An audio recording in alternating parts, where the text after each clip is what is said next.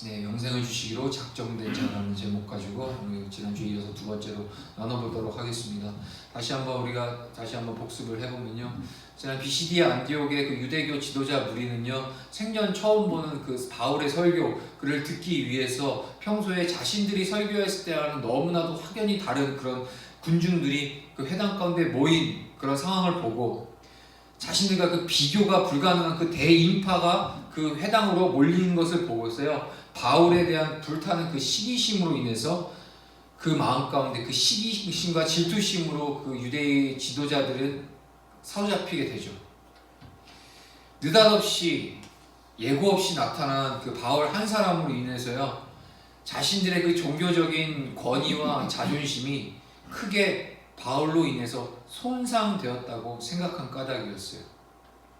그들은요, 바울을 시기하는 것으로 다만 그친 것이 아니었고요, 바울의 말을요, 한마디 한마디 일일이 다 반박하였을 뿐만 아니고요, 그 바울을 모함, 곧 비방하기까지 한 사실을 우리가 지난 말씀을 통해서 보았습니다. 한마디로요, 이 유대교 지도자 무리는요, 자신들이 장악하고 있는 그 유대교 회당에서의 그런 기득권, 그것들을 지키기 위해서 하나님의 말씀을 선포하고 있는 그 바울을 더 이상 그의 입술을 통해서 설교하도록 못하게 만드는, 즉 바울을 방해하는 그러한 행태들을 그들은 서슴없이 저질렀죠. 유대인 회당에서요, 이제는 더 이상 설교를 할 수 없게 돼버린 그 바울이요, 그는 하나님께서 이방인들을 구원하시리라고 약속하신 지난 구약 그 이사야 선지자의 말씀을 인용하게 되죠. 49장 6절의 말씀을 인용하면서요, 자기 자신은 이제부터 이방인에게로 향할 것이라고 천명하게 돼요. 우리가 지난 시간에도 분명히 나눴지만, 그 바울이 내가 이방인에게로 이제 복음을 증거하겠노라라고 천명한 것은 단순히 이제부터 나는 유대인과는 상종하지 않겠다라는 차원이 아니죠. 그것이 아니라 이방인만 또는 이방인만 난 상대하겠다라는 말도 아니죠. 그것은요, 유대인을 위한 그 주님의 도구로서 자기가 사용됐고, 그리고 이제는 이방인을 향한 복음의 도구로서 이제는 자기가 사용되어질 것이다라는 자기 정체성에 대한 선언이었죠. 주님의 도구이고 주님께서 가라신 곳은 유대인들 뿐이 아니라 이제는 이사야서 49장 6절에서 말씀에 기록된 것처럼 이방인에게도 빛의 복음이 선포되어진 그 역사적인 순간이 이제 사도 바울이 자기의 소명이자 사명이라는 것을 당시에 앉아 있었던 회당 가운데 있었던 유대 무리들에게 선언하는 그런 장면을 우리가 지난 시간에 보았습니다. 다시 말해 유대인들이 주류를 이루고 있는 그 유대인 회당에서요, 더 이상 만약에 자기 자신이 복음을 전할 수가 없다면 여기서 내가 복음을 멈추는 것이 아니라 이제는 유대인들이 모이는 회당에서 내가 복음을 못 전한다 그러면 이제 회당 밖에 나와서 유대인이 됐든 이방인이 됐든 닥치는 대로 내가 예수 그리스도의 복음을 위해서 내가 전진하겠노라 라고 하는 자기가 선언을 하게 된 거라는 거죠. 가림없이 이방인이든 유대인이든 헬라인이든 스구디아인이든 어느 누구도 인종 차별 없이, 어느 누구도 문화, 연령 어떤 것도 차별 없이 이제 모든 사람들에게, 만민에게 예수 그리스도의 생명의 복음이 증거되어야 된다는 사실이 자기의 그 사명이라는 것을 분명히 사도 바울은 알고 있었어요. 그 바울의 그 말에요, 그동안 유대인들로부터 종교적인 차별을 당해 왔었던 이방인들은요, 바울의 그 한마디가 마치 시원한 탄산수처럼 그간의 묵은 체중을 쓸어내려주는, 한마디로 말해서 그 바울의 한마디가 이방인들에게, 그 신실한 이방인들이죠, 하나님을 경외하고 또 이 바울의 입술을 통해서 예수 그리스도가 주되심을 듣고 나아가 그 주를 영접한 그 이방인들에게는 정말 기쁜 소식, 곧 복음이죠. 복음이 되었죠. 그 이방인 자신들에게도 차별 없는 구원을 약속하신 그 하나님의 말씀을 찬송하기까지 합니다. 이방인들은요. 그런데요, 반대로 하나님의 말씀으로 밥을 먹고 사는 유대교 지도자 무리들은요, 하나님의 말씀을 전하고 있는 이 사도 바울을 시기하고 비방하고 방해함으로써 결국에는 그들 자신이 영생을 주시기로 작정된 사람들이 아니라는 것을 스스로 자기 자신들의 행위를 통해서 증명해버리게 되는 거죠. 그렇게 스스로 자신들의 그 구원에 대한 낙오된 참 불쌍한 영혼들이라는 사실을 스스로 입증했다면, 하나님을 알지 못하던 이방인들은요, 하나님의 말씀을, 사도 바울의 입술을 통해 선포된 말씀을 듣고 믿음으로 받아들임과 함께 그 말씀을 기뻐 하나님의 말씀을 찬송함으로 인하여 자신들이 영생을, 하나님의 약속한 영생을 얻은 자라는 사실, 작정된, 하나님이 영생을 작정한 자들이었다라는 사실이 또 다른 증명됐다는 거죠. 자, 우리는 이미 이 모든 상황들을 성경 말씀을 통해서 알고 있기 때문에 너무나도 당연한 것처럼 받아들일 수 있겠지만, 2000년 전 이 당시로 우리가 상황을 돌아갔을 때는 이게 엄청난 정말 획기적인 사건이라는 거죠. 수천 년을 이방인들은 구원이 없다, 심지어는 저 지옥에 내려가서 지옥불의 땔감으로만 사용되어질 존재들이 이방인들이라고 하면서 하나님의 그 선민이라고 스스로 잡았었던 이스라엘 민족들에게 끊임없이 배척당했던 그들에게 완전히 반전이 되는, 결국에는 구원은 어떤 행위와 혈족과 그런 것들로 인함이 아니라, 어떤 나의 의로움으로 인하여서 말미암는 것이 아니라 오직 예수 그리스도를 믿는 믿음으로 말미암아 구원을 받는다는 사실이 2000년 전에 선포되었다는 거죠. 놀라운 사실이죠. 자, 이어서요, 지난 시간에 마무리를 어떻게 했느냐, 결국엔 이 모든 사항들, 우리가 예정론에 대해서 잠깐 다뤘는데요, 하나님의 구원이 우리가 구원받은 자로서의 이 합당한 삶을 살아가는 건 맞지만, 구원받았다 하여 우리가 앞으로 살아갈 인생을 구원에 확증된 자라고 해서 하나님과 상관없이 살 때는 그 구원 어느 누구도 책임질 수 없다라는 사실.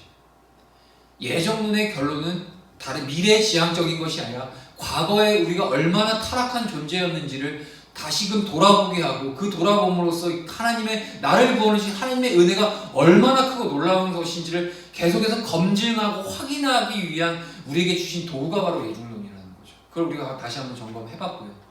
그런 어떤 결론이 나오냐, 즉 어느 누구도 하나님의 구원의 섭리 가운데 어느 누구도 교만할 수 없다라는 거예요.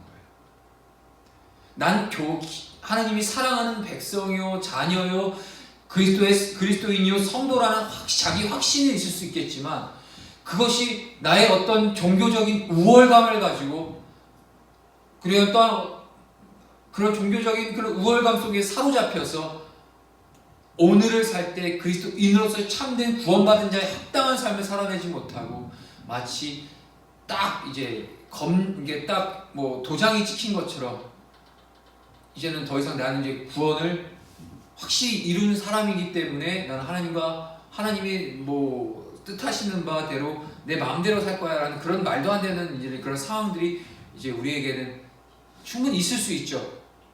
날마다 그날에 그때 우리 자신을 돌아보지 않으면, 말씀에 비추어서 내 삶을 돌아보고 내 안에 있는 양심을 돌이켜보고 내 영혼의 피폐함을 다시 한번 끄집어서 세밀하게 그 말씀의 현미경으로 들여다보지 않으면 어제 받은 구원이 오늘로써, 그리고 오늘 내가 구원을 받았다 한즉 내일 보장된다는 확신이 없다는 거죠. 어느 누구나 하나님 앞에 교만할 수 없다는 겁니다.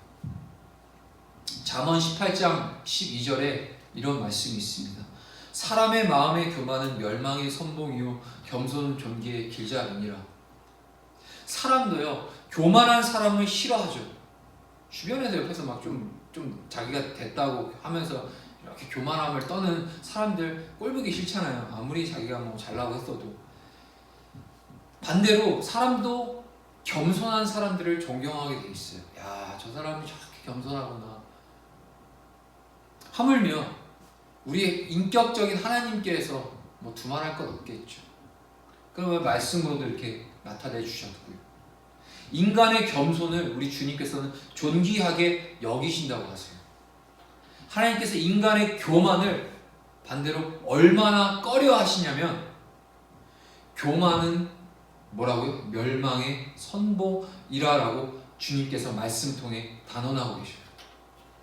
그렇다면요, 우리가 하나님 앞에서 겸손이라는 것은 대체 어떤 의미인가요? 반대로 교만한다는 것은 또 다른 어떤 의미라는 걸까요? 우리가 분명히 이것을 생각해 봐야 돼요. 하나님께서요, 당신의 도구로 지명하여 사용하신 사람들에게는요, 공통점들이 있어요. 잘 찾아보면 성경의 인물들 중에서 하나님께서 당신의 도구로서 사용해 가셨던 그 사람들 한 사람들 다 잘 이렇게 유심히 들여다보면 공통점들이 있어요. 첫 번째로 노아는요, 인류의 두 번째 시조로 지명을 받았죠. 첫 인류는 아담이었지만 하나님께서 물로 다 쓸어 버리셨고, 이제 노아가 이제 두 번째 시조로서 노아의 씨를 통해서 이제 번성이 되죠. 죄를 범한 아담과 하와의 후예들에 의해서요, 더럽혀진 이 세상을 홍수로 쓸어버리신 하나님께서는요, 노아로 하여금 인류의 역사를 새롭게 시작하게 하셨어요. 창세기 6장에서 잘 나타나고 있죠.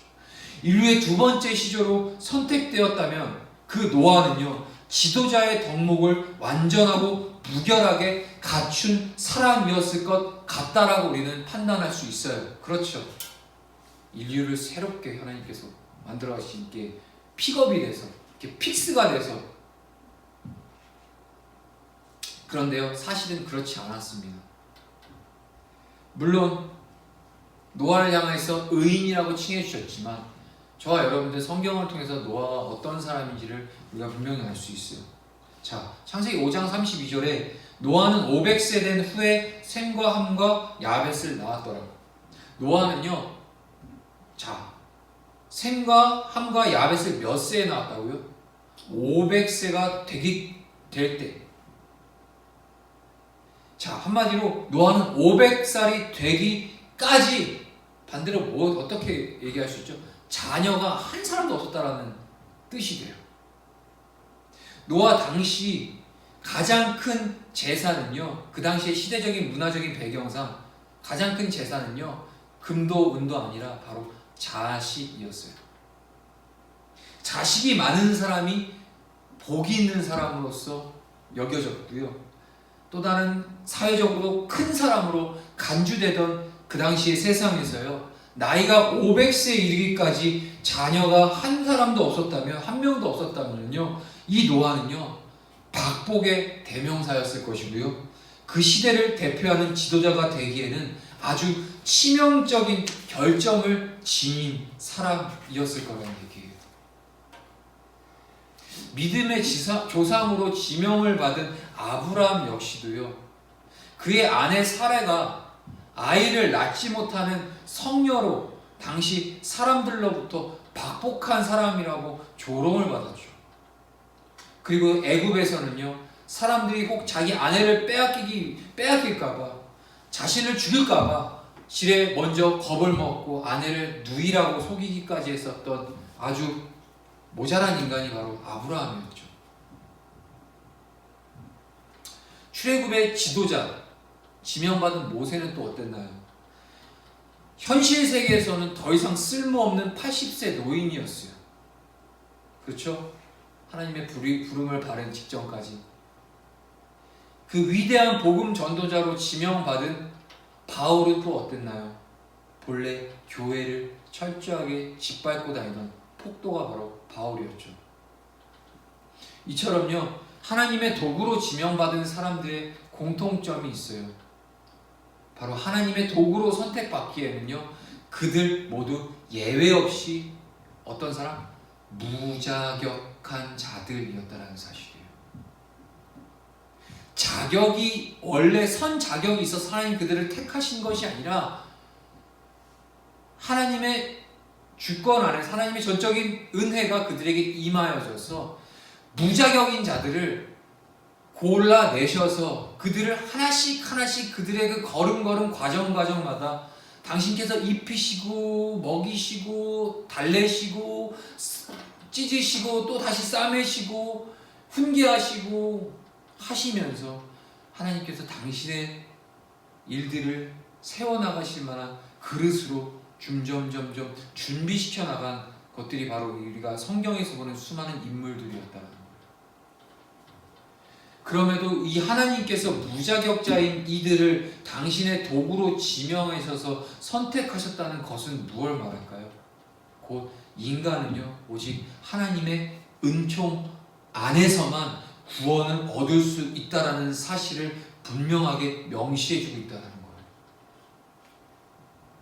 오직 하나님의 은혜 안에서만 하나님의 도구로 쓰임 받을 수 있다는 그 하나님의 법칙이 우리에게 적용되고 있다는 거죠. 하나님의 은혜를 떠나서는요, 우리 모든 인간에게는요, 하나님의 구원도, 하나님의 일도, 사역도 절대로 불가능하다라는 사실을 나타내 주고 있습니다. 이게 우리가 교회 신앙생활, 신앙 공동체를 섬기고 신앙생활을 하고 하나님의 믿음 생활을 하면서 가끔씩 우리가 끈을 놓을 때가 있어요. 자꾸 이제 우리가 뭘 해보려고 하고, 물론 하는 건 좋지만 이것이 다 나의 경험 안에서 뭔가 이렇게 스킬이 쌓여져서 연륜이 있어서, 그리고 신앙의 그 연조 속에서 내가 누적되어 있었던 어떤 뭔가 폭발적인 에너지를 내가 스스로 발휘해서 하는 거라고 착각을 하는데요, 그렇지 않죠. 하나님께서 우리를 세워주신 것은 하나님의 위대하고 놀라우신 그 뜻을 세상 가운데 드러내시기 위한 도구로 우리는 그저 사용될 뿐이죠. 이스라엘 백성을 택하신 이유도 그거잖아요. 이 민족 진짜 어느 내놔도 어느 하나 자랑할 것 없는 민족이 이스라엘 백성. 심지어는 뭐라고 표현하죠? 가장 작은 자, 작은 민족. 마찬가지입니다. 우리는 무자격자들이죠. 오직 하나님의 은혜 그리고 하나님의 법칙 안에서만 우리가 살아가는 그러한 존재들. 하나님의 은혜를 떠나서는 우리 모두에게는 하나님의 구원도 우리가 얻을 수 없는 존재들이고요, 하나님이 하시고자 하는 그 사명도 감당할 수 없는 절대로 불가능한 자들이라는 사실을 다시 한번 이야기해 주고 계십니다. 그렇다면요, 우리는 이제 이 겸손이라는 말의 참된 의미, 적어도 하나님께서 말씀하시는 겸손의 참된 의미를 이제는 알고 있게 되는 거예요. 겸손은요, 하나님께서 자신에게 일방적으로 베풀어 주신 그 하나님의 은혜에 대한 깨달음이라는 거죠. 이게 바로 겸손의 본질이에요. 아, 하나님의 은혜였구나라는 것을 분명히 인식하고 자각하고 깨달음으로 살아가는 것이 바로 겸손이에요. 하나님의 은혜를 망각하고 배제하고 살아가는 자들은요, 스스로 겸손한 척할지라도 그 안에 내면에는 스스로 자기가 높아지고자 하고 싶어하는 그 본능, 인간의 그 죄악된 본성이 끊임없이 작용하죠. 이 하나님의 은혜에 대해서 깨달아 산다는 것은요, 하나님의 지명을 받기에는 본래 그 자신이 무능력하고 무기력하고 무자격한 자신이었다는 사실을 잊지 않고 있다는 것을 뜻한다는 거예요. 여지가 없는 자들, 아무런 여지가 없는 자들이라는 것을 깨달아 사는 것이 바로 하나님의 지명, 하나님의 은혜 앞에 우리가 깨어 산다는 것의 참된 의미입니다. 그리고 그러한 깨달음을 갖고 살아가는 자, 그는 더더욱이 낮고 겸손한 마음으로 하나님의 뜻을 쫓지 않을 수 없게 되겠죠. 이렇듯 자기 자신을 알고 하나님의 은혜를 아는 사람에게 우리 주님께서 더 큰 은혜를 베푸십니다. 그렇기 때문에 겸손은 뭐라고 얘기하죠? 존귀의 길잡이가 되는 거죠. 노아, 그리고 아브라함, 모세, 그리고 바울, 이들에게 각각 인류의 두 번째 시조가 됐던 노아, 그리고 믿음의 조상이라고 불려졌던 아브라함, 그리고 출애굽의 지도자 역할을 했었던 모세와 또한 위대한 복음의 전도자로 쓰임을 받았던 바울, 이들은 그들 자신의 능력이나 어떠한 지적인 자격 그리고 경험들, 자신들의 스펙, 자기가 갖고 있는 이런 것들에 의해서가 아니라는 사실을 알아야 되죠. 그들에게는요 아무 자격도 없었던 자들이에요. 분명합니다. 그들은 자격 없는 자들이었어요.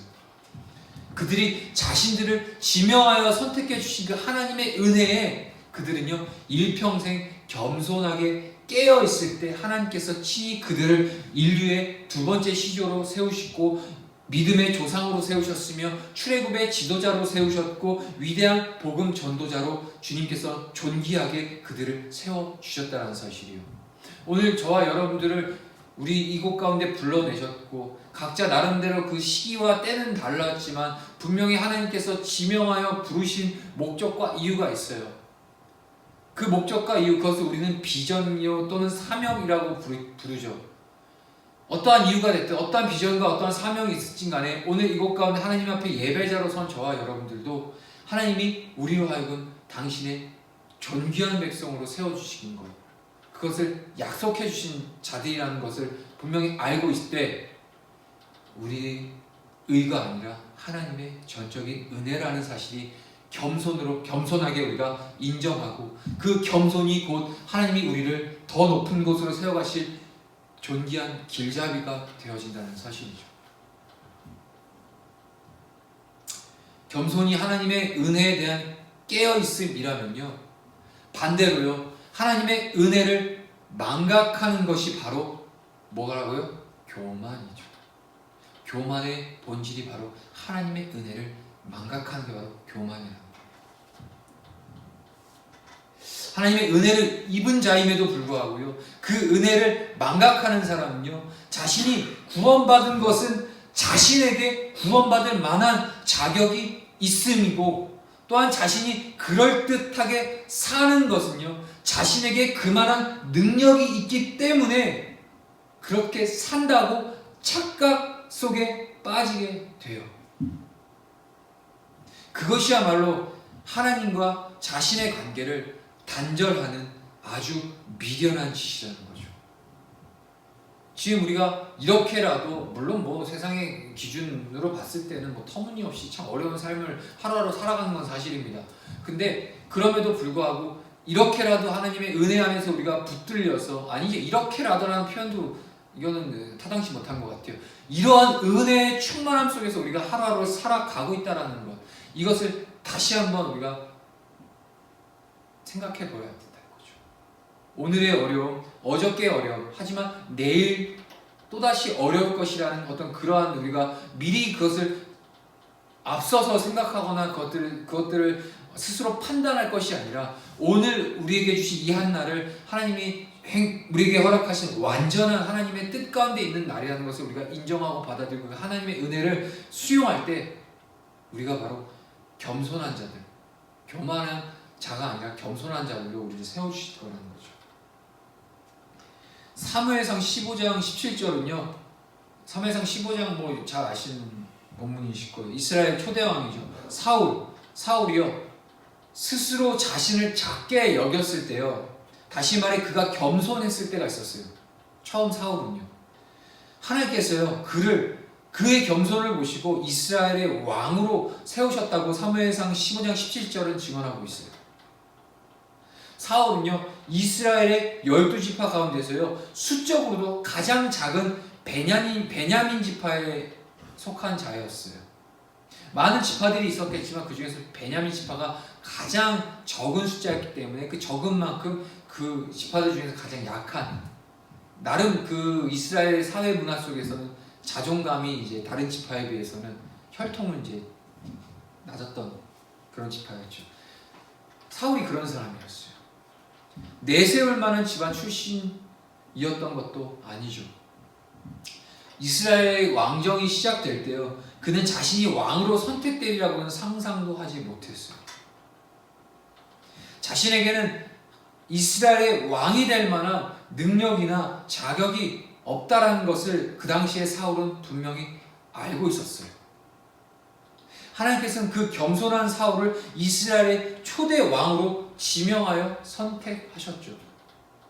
그렇죠? 우리는 성경의 증언을 통해 잘 알고 있어요.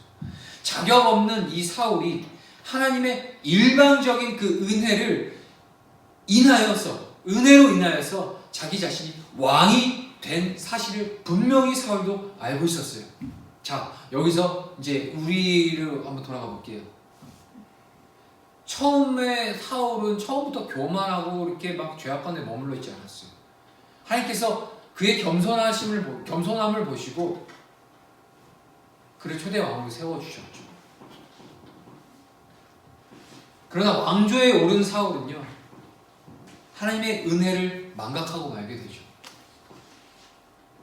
자신이 이스라엘의 초대 왕이 된 것은 자신에게 원래 왕이 될 만한 자격이 있었기 때문이거나, 자신의 왕국이 건재하는 것은 바로 자신이 이룬 그 능력으로 인한 결과라고 믿고 있었어요.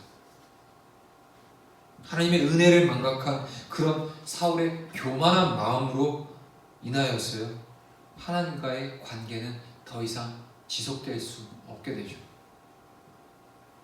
결국 그의 인생, 그 자신의 왕국과 함께 비참하게 그의 인생은 몰락하게 되는 것을 우리는 성경을 통해 확인할 수 있습니다.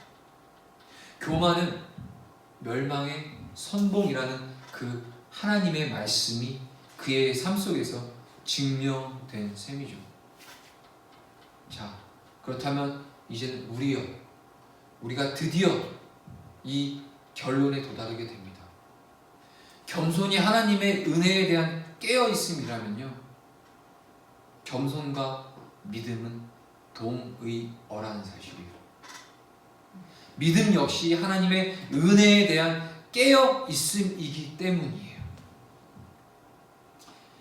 오늘 본문 제목처럼 영생을 주시기로 작정된 자는 다 믿더라 라는 이 본문은요, 우리의 믿음보다 우리를 지명하여서 영생을 주시기로 작정하신 그 하나님의 은총이 선행되었음을 분명하게 밝혀주고 있다는 사실이에요. 이해가 되시죠? 하나님께서 먼저 베풀어 주신 그 은혜가, 그 은혜 앞에 우리가 깨어있는 사람만 하나님을 온전히 믿을 수 있기 때문에 그 믿음 안에서 겸손과 믿음은 구별될 수 없다라는 거예요. 이해가 되세요? 정리가 되시나요? 결국 성경에서 이야기하는 겸손은 하나님의 전적인 은혜를 깨닫는 자, 그리고 그 은혜에 반응하여 믿음을 수납한 자가 바로 겸손한 자라는 사실이에요. 그래서 겸손과 믿음은 동의어로 쓰여질 수 있다는 말을 하는 거죠.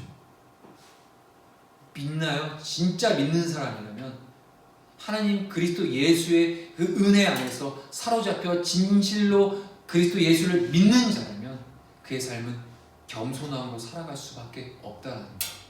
분리되지 않아요. 하나님의 은혜를 잊지 않고 평생 하나님의 은혜에 대해 깨어있는 믿음의 사람이 되기 위해서는요, 한 가지 방법밖에 없어요. 그것은 바로 자기가 본래 어떤 인간이었는지를 잊지 않는 거라는 거죠.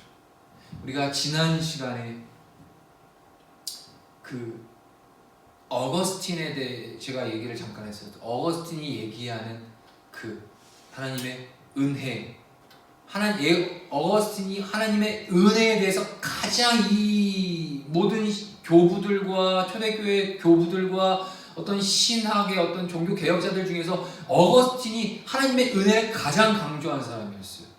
그 이후에 뭐 칼빈, 뭐 낙스, 뭐 루터 다양한 사람들에게 종교 개혁자들이 나왔지만 결국엔 그 어거스틴이 정리해 놓은 그 하나님의 은혜를 기반으로 그들은 이제 그 신학적인 작업들을 해왔죠. 그 어거스틴의 결론은 단 하나였어요. 하나님의 은혜를 깨닫기 위해선 인간이 어떤 존재인지를 먼저 깨닫는 것이다. 오늘 말씀의 본문의 결론도 마찬가지요.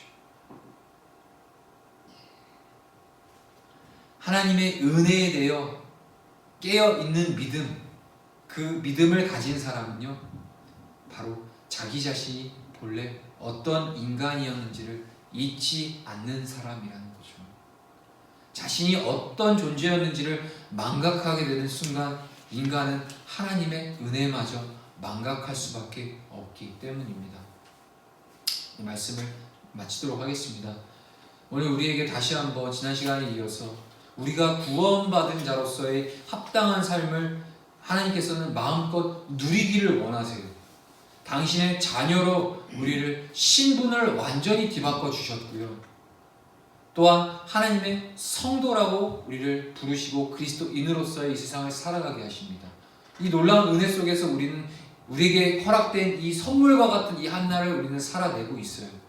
하지만 우리에게 주어진 이 한날이 마치 하나님의 은혜를 망각한 교만한 패망의 길로 갈 수밖에 없는 그 교만한 하루를 우리가 오늘 하루를 살아낼 것이냐, 아니면 여전히 어제도 오늘도 그리고 내일도 끊임없이 하나님의 은혜 안에서 내가 오늘 이 땅 가운데 존재하고 있구나, 하나님의 은혜가 나를 오늘 이 시간도 붙들고 있구나 라는 철저한 은혜 중심적인 하나님의 절대 은혜라는 솔리데오 글로리아, 오직 하나님께 영광, 오직 하나님께 영광이 되어지고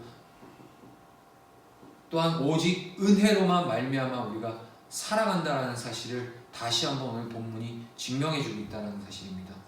이것이 이제 우리가 말씀을 통해서 깨닫게 됐고 다시 한번 저가 도구가 돼서 이 자리에서 함께 나누고 선포되어진 이 순간에 이것이 듣고 끝나는 것이 아니라 또한 오늘 남은 허락되어지는 이 한날과 또한 내일 또 살아가야 된 그 한날 한날이 날마다 하나님의 은혜에 감격하고 감사함으로써 겸손한 자로 하나님이 주신 사명과 믿음 또한 그릇으로 하나님의 도구로 쓰임받으며 나갈 수 있는 저와 여러분들이 될 수 있기를 간절히 소망하며 바라봅니다. 기도하겠습니다.